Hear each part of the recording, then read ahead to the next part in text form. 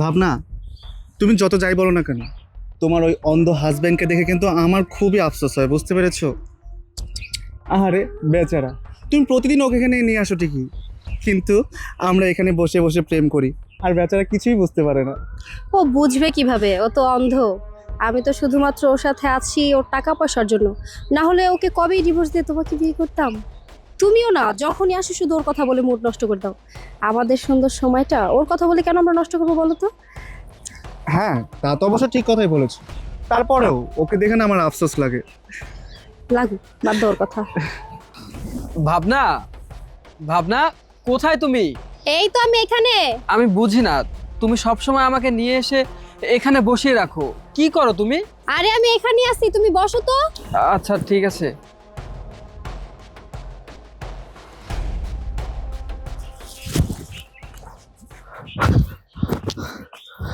আরে কি আপনি কি করতেছেন? ছাড়ুন ভাই আরে! চুপ থাকেন, দুনিয়াটা দেখেন আশেপাশে কি চলতেছে। এই কে তুমি? এই তুমি আমার চোখে কি দিলে? এই আমার চোখ তো জ্বলতেছে। এই চ্যাংটা ছেলে বেয়াদব, আমার চোখে কি দিলে? আমার চোখ তো জ্বলতেছে। এই দাঁড়া, কই তুই? আরে আমার চোখে কি দিল? আমার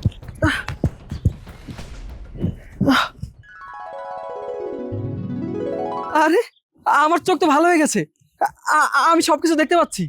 ভাবনা, ভাবনা কোথায় তুমি? দেখো, ভাবনা ওইখানে, আর ওর সাথে অন্য একটা ছেলে। ওকে, তার মানে ভাবনা আমাকে দিনের পর দিন এইভাবে ঠকাচ্ছে। আমার দুর্বলতার সুযোগ নিয়ে ও পরপুরুষের সাথে। ছি ছি ছি, এতদিন আমি অন্ধ ছিলাম বলে কিচ্ছু দেখতে পারিনি। তবে আজকে যেহেতু আমার চোখ ভালো হয়ে গেছে, আমি যেহেতু আমার চোখের আলো ফিরে পেয়েছি, আর সব কিছু তো নিজের চোখেই দেখলাম, আজকে তোকে আমি একটা উচিত শিক্ষা দিব। তবে এইভাবে না, আমি তোর সামনে অন্ধ সেজেই যাব। দাঁড়া, আসতেছি আমি। ভাবনা, কোথায় তুমি? ভাবনা, আমি এখানে। কই? চলো, আমার না এখানে বসে থাকতে আর ভালো লাগতেছে না, চলো বাসায় চলে যাই। আর কি বলতেছো? আমার তো ভালোই লাগতেছে। তুমি কি একটু বসো না, এখানে একটু সময় কাটায়। আমার ভালো লাগে না বাসায় সারাদিন একা একা থাকতে। আমার খুব বোরিং লাগতেছে, চলো না বাসায় যাই। আরে কি বলতেছো? একটু আগেই তো আসলাম। তাছাড়া আমার সারাক্ষণ বাসা থাকতে ভালো লাগে না, তুমি তো জানোই। সেজন্যই তোমাকে নিয়ে একটু এখানে ঘুরতে আসি। এমনি তো এই জায়গাটা আমার খুব পছন্দ, এখানে আসলে আমার অনেক ভালো লাগে। আহ, চলো এখন চলে যাই, আমরা না হয় আবার একদিন আসবো এখানে ঘুরতে। তুমি এমন কেন শুরু করছো বলো তো? প্রতিদিন তো এসে বসেই থাকো, আজকে আরেকটু বসি না আমরা? আমার ভালো লাগে এই জায়গাটা। তুমি জানো না এই পরিবেশটা কত সুন্দর, এত ভালো লাগে আমার এখানে আসলে। ও আচ্ছা, জায়গাটা মনে হয় অনেক সুন্দর, তাই না? আরে হ্যাঁ, এই পরিবেশটা খুবই সুন্দর। তুমি তো চোখে দেখতে পাও না, চোখে দেখতে পেলে ঠিকই বুঝতে পারতে পরিবেশটা কত সুন্দর। কেন প্রতিদিন দিন আমি এখানে আসি, আমার কাছে খুবই ভালো লাগে। আফসোস তোমার চোখে আলো নেই, থাকলে দেখতে পারতে। তুমি এমন করো না তো, গিয়ে একটু বসো। এই পরিবেশটা আমি আরেকটু উপভোগ করতে চাই। বুঝতে পারছি জায়গাটা অনেক ভালো। চলো না আজকে চলে যাই। কোথায় তুমি? আমি এখানে আসছি বললাম তো, একটু পরে যাব। তুমি এমন কেন শুরু করছো বলো তো? দেখো, আমার আর ভালো লাগতেছে না, চলো আমরা আজকে চলে যাই, অন্য একদিন আসবো। তুমি কি এক কথা বোঝো না নাকি? আমরা তো প্রতিদিন এখানে আসি, তাই না? এমন করছো কেন? গিয়ে বসো না, একটু পরে যাব। তুমি এখন যাবে না? না, আমি যাব না এখন।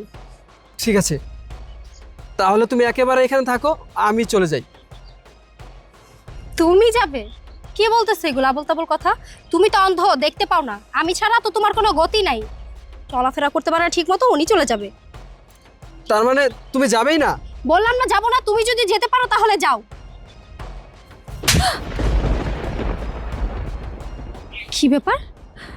তুমি আমাকে চর কিভাবে মারলে? তুমি না অন্ধ, দেখতে পাও না? তাহলে তুমি আমার গাল কিভাবে দেখতে পেলে? আমি এতদিন অন্ধ ছিলাম, কিন্তু এখন আর আমি অন্ধ না, আমি সব কিছু দেখতে পাই। আর এখন আমি স্পষ্ট দেখতে পাচ্ছি যে তুই অন্য একটা ছেলের বুকে মাথা রেখে ফষ্টি নষ্টি করতেছিস। তুমি চোখে দেখতে পাচ্ছ, কিন্তু ডাক্তার তো বলেছিল তুমি আর কখনোই চোখে দেখতে পারবে না, কখনোই সুস্থ হবে না। হ্যাঁ আমি দেখতে পাই, আল্লাহর রহমতে আমার চোখ ভালো হয়ে গিয়েছে। আমি অন্ধ বলে তুই আমার দুর্বলতার সুযোগ নিয়ে দিনের পর দিন আমাকে ঠকিয়েছিস। আমি এতদিন বুঝতে পারিনি তুই এইখানে আমাকে কেন নিয়ে আসতি। তবে আজকে আজকে আমি সব কিছু বুঝতে পারছি। তুই এইখানে আমাকে এনে আমাকে বসিয়ে রেখে তুই তোর বয়ফ্রেন্ডের সাথে ফষ্টি নষ্টি করতি। ছি, এগুলো যে আমার নিজের চোখে দেখতে হবে, এটা আমি তখন স্বপ্নও ভাবিনি। তাই কি কমতি ছিল আমার? টাকা পয়সা বাড়ি গাড়ি সব কিছুই তো ছিল, কোনো কিছুর অভাব ছিল না। তুই আমার কাছে যখন যেটা চাইতি, যা আবদার করতি, আমি সব কিছু তোর সামনে এনে হাজির করতাম। আমার কোনো কিছুর অভাব ছিল না, অভাব শুধু ছিল আমার চোখের।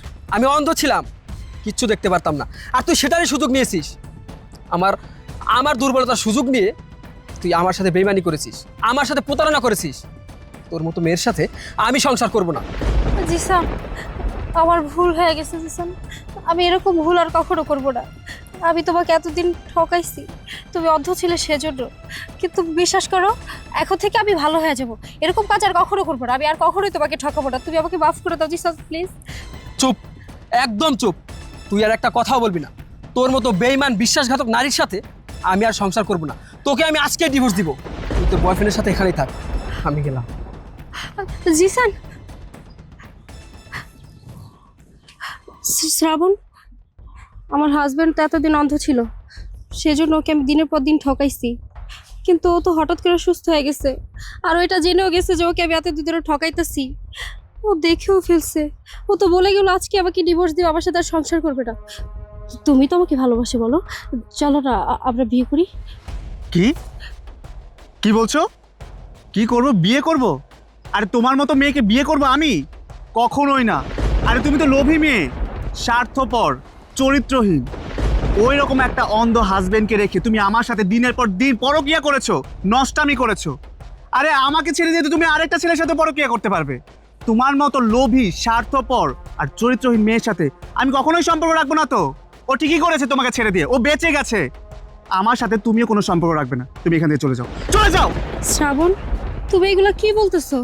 আমার অন্ধ হাজবেন্ডকে দিনের পর দিন আমি তোমার জন্য ঠকাইছি। ওকে ঠকাই আমি তোমার সাথে সম্পর্ক রাখছি। এখানে এসে দিনের পর দিন আমি তোমাকে সময় দিছি। আর এখন তুমি বলতেছো আমি দুশ্চরিত্র? তুমি আমাকে বিয়ে করবে না? তাহলে কি তুমি এতদিন আমাকে ভালোবাসো নাই, আমার সাথে টাইম পাস করছো? হ্যাঁ, আমি এতদিন তোর সাথে টাইম পাস করেছি।